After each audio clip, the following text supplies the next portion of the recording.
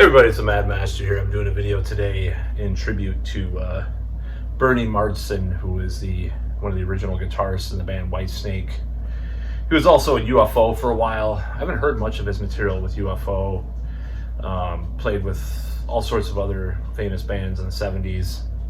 And was an overall great guitarist and great songwriter as well. And you may know him from some of the more famous Whitesnake songs because he was a co-writer of Here I Go Again, you know, the one with Tawny Katane on the Porsche or whatever the car is in that movie or in the video. The original version was very different. It was very bluesy, you know, more low-key, Deep Purple almost kind of esque, because they were a Deep Purple offshoot band. They even had I think they had more original members of Deep Purple at one point. At least back then, than now, or than certain points in Deep Purple's tenure. So, yeah, it's a tribute because I'll tell you the whole story. Let me get my beer. Drinking a beer, man. Even had part of an edible last night, but so my whole story with Whitesnake is as follows. So I had played in this band with this guy many years ago, and I was in this is sort of progressive power sort of metal. I have some trepidation about some of the stuff I used to write back then, like some of the songs and stuff. But anyways, I'm not going to get into that. But this guitarist was part of it, and I was pushed because people around me were talking about Mesa Boogie, and I'm like, yeah, that seems cool. Metallica used it, and Dream Theater used it, and I like Metallica, I like Dream Theater to some extent too.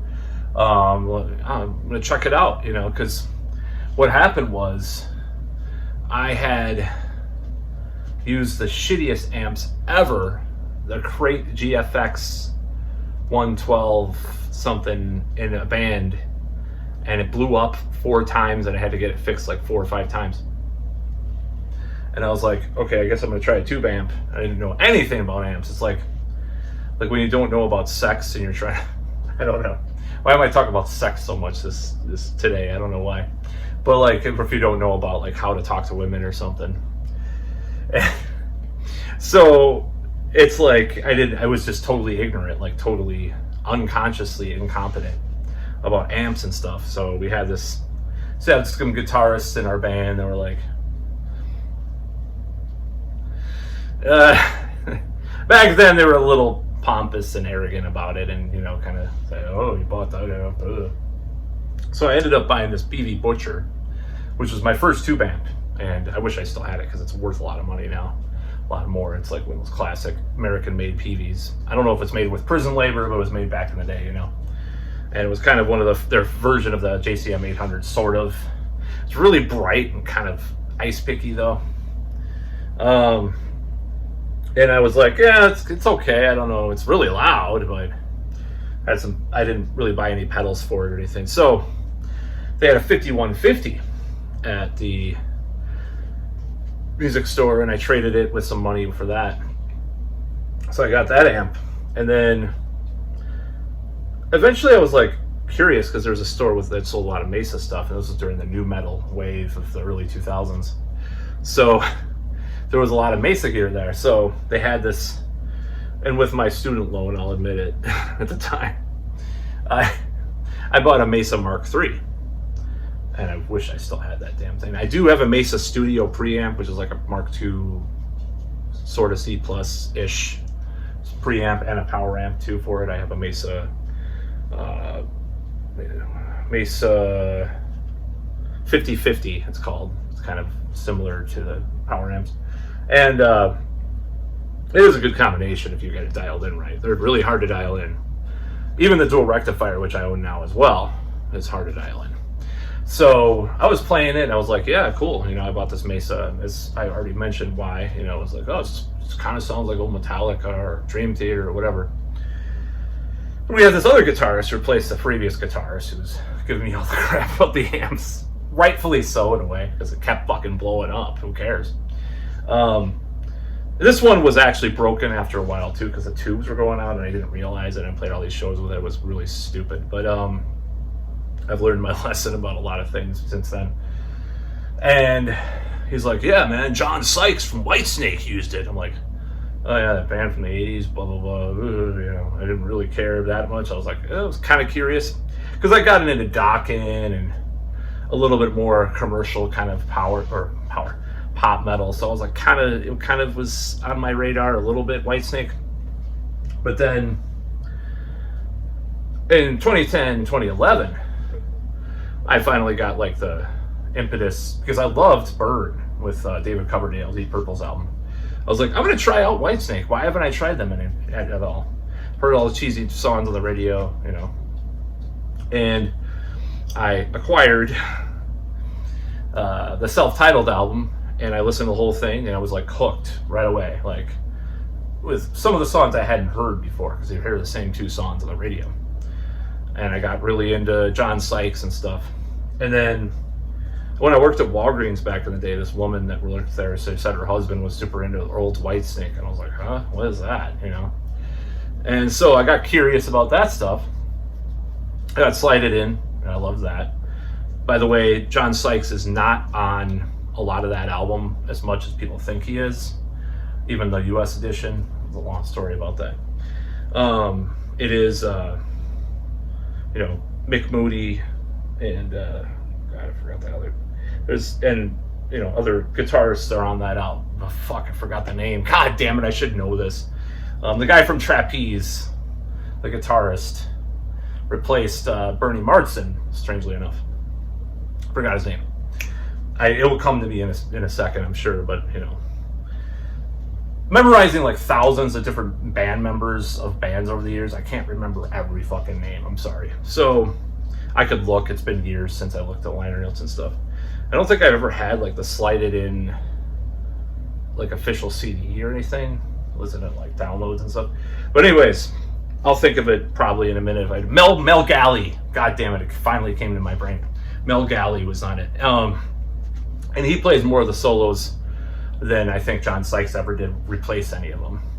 Maybe John Sykes, I don't know. It sounds like John Sykes added some rhythm guitar and maybe a few like lead parts, but not really like solos that much.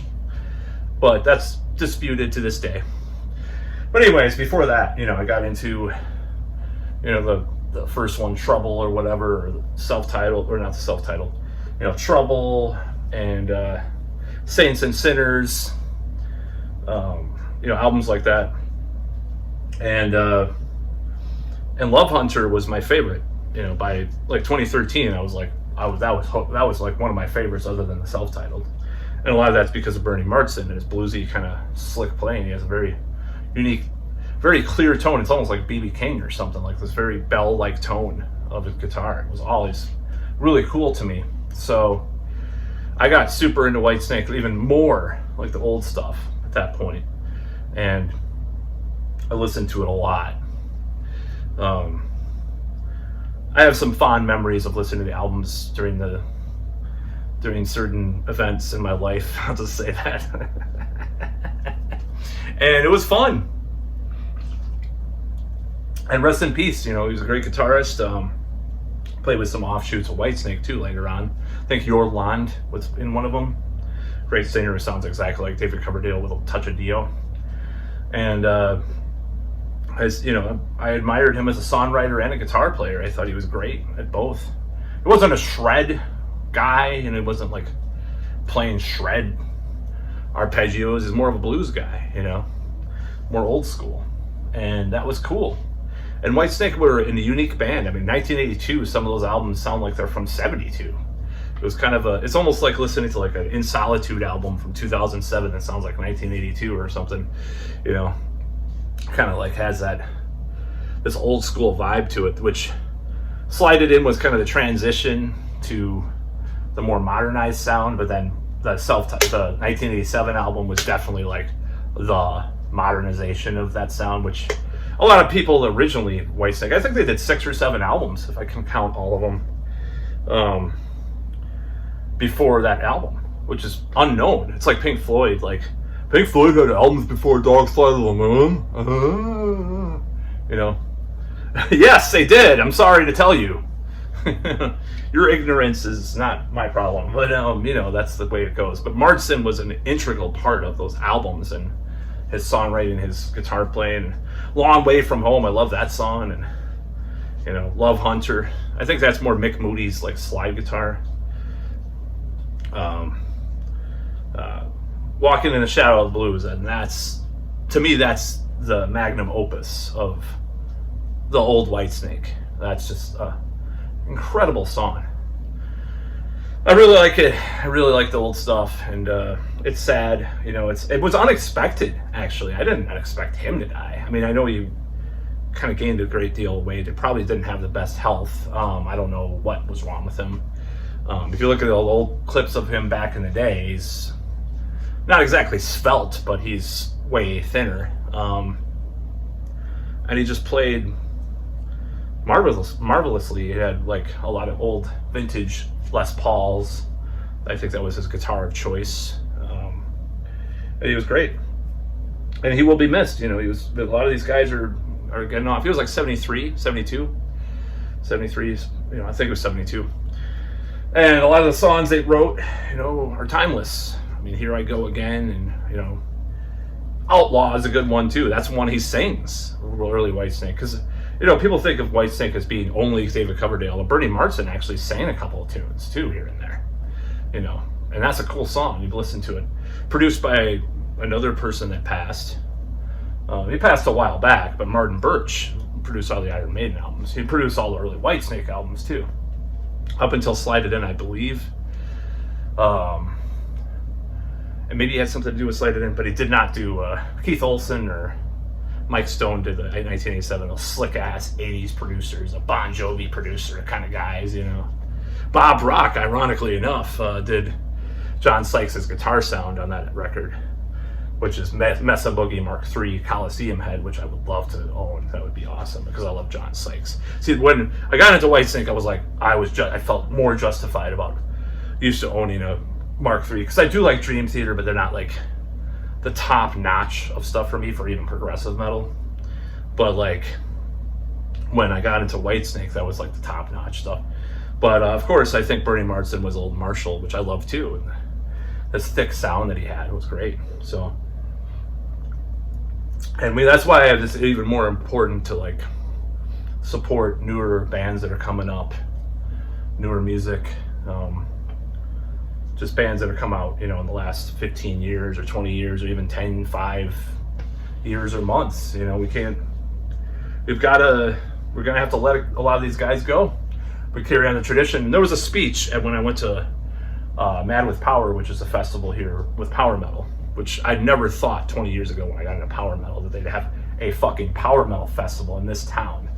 Because I was the biggest dork outcast for like, what's Blind Guardian? Hello? You know, people ask me this question. They didn't know. People still don't know, but it's a cool thing that there's a little scene here. Enough to have a festival with fucking Unleash the Archers. You know, and other bands like that. So, and Power Glove or whatever, I think played one of them. Maybe they played. I'm going to all 3 days next year. This past one, last weekend, I went to only one of the nights, but I'm gonna go all three probably next year. It was amazing. Amazing time. So, yeah, I think Bernie Mardsen will be missed. He was a great guitar player. He wrote a lot of great songs. I just love his guitar playing, the attitude of his guitar. You know, him and Mick Moody were a great tandem in Whitesnake. And when he left, they got, you know, they were getting harder anyways. Like Saints and Sinners is kind of a little heavier than the previous ones. It kind of got a little, you know. There's a lot of good lyrics too. You know, David Coverdale writes some of them, and I'm sure Bernie Mardsen wrote some of them. You know, like what was that? Trying to think of the one. Yeah, there's a lot of weird. There's actually kind of some edgy kind of stuff that's kind of a little controversial, kind of on the edge a little bit, like. You know, And it's almost like, yeah. I mean, anyways, I'm not going to blab about this for 10 hours. Anyways, that's about all.